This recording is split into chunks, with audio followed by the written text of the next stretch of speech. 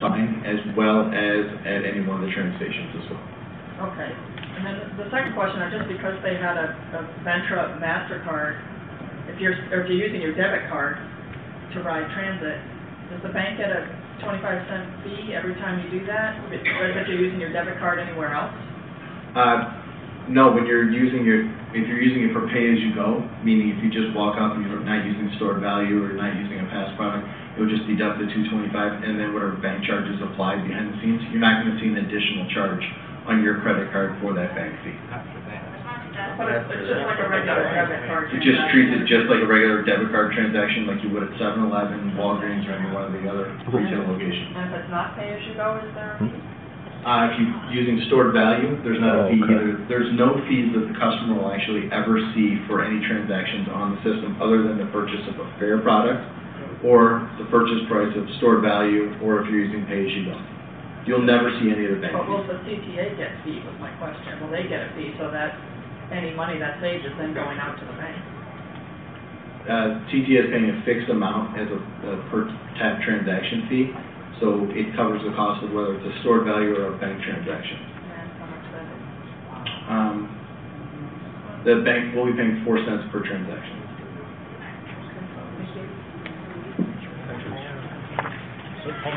Please state your name. Shannon Villa, live Evanston, work in the city. And I have some more, I guess, technical kind of questions. Is there a way to make this system smart? I don't know if this is already thought of or if it's already part of the plan. Can we load multiple 7-day passes into the card, sort of like a Chicago Card Plus, where you can pay for multiple riders? Or let's say everyone wanted a 1-day pass and I wanted my whole family to ride with me, that kind of thing? It's a great question. Yes, you can actually put multiple, let's say 1-day or 7-day passes on it. You can actually then also put stored value on it as well. So you personally would be able to use, let's say, the 1-day pass, and then the person you hand the card to behind you would actually then be deducted against the stored value in it as well. So you'd be using your past product, and the person behind would be using your other product. Okay, so there's not a way yet to, let's say, have, all 7 people or up to 7 people have one past product on, linked to a card. I think that could be useful for, multiple groups of people coming in, even visitors that are visitors to the city that have a whole bunch of people, up to 7, let's say, in their party, and they all want to board at the same time. With a 1-day pass or a 3-day pass, something like that.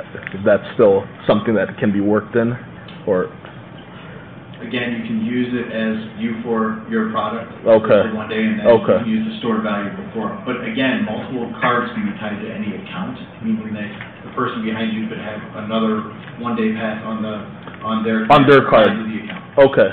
So it does allow for the family functionality. Okay, and do we know if the user interface for this new system is going to be similar to the Chicago Card Plus, or is it going to be kind of maybe have more information like they do in some other systems? In the DC system, Washington, D.C., they have the system where it shows what route you boarded, even direction, that maybe, that could be incorporated in, or if that's looked at. I think theirs is also done by Cubic, so it's a product that's out there. The website and the user interfaces that customers will use will be much more detailed than what you're available today. Okay. Again, when you're talking about DC, that's a distance-based system, so they can tell which way you travel.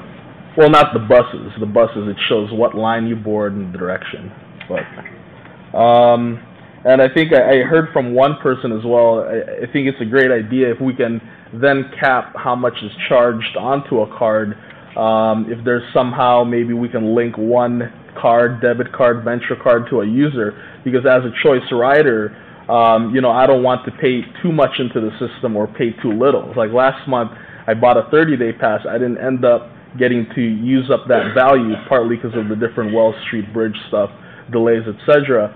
But, it should be able to somehow tabulate in a smarter way. Okay, I got 30 days, or rather, I shouldn't have to pay more than $100 a month in a 30-day period as a rider.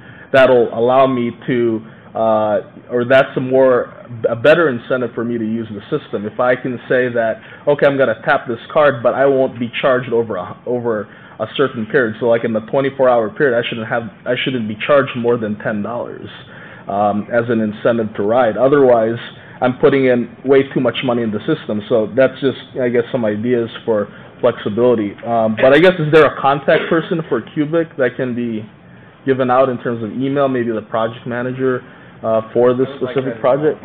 We can get back to you with how we're going to be marketing this. Okay. Just Okay. don't sit back down. We'll get back Okay. to you. All right. I think that's, yeah. Thanks. Any more questions you have that are technical in nature like that? Sure. Thank you. Sir, please state your name. My name is Keith Brown. Can anybody on the panel tell me, was Ventura allowed to contribute to the mayor's campaign? Or are aldermen or representatives allowed to receive campaign donations from Ventura? That's a yes or no question. Oh, I'm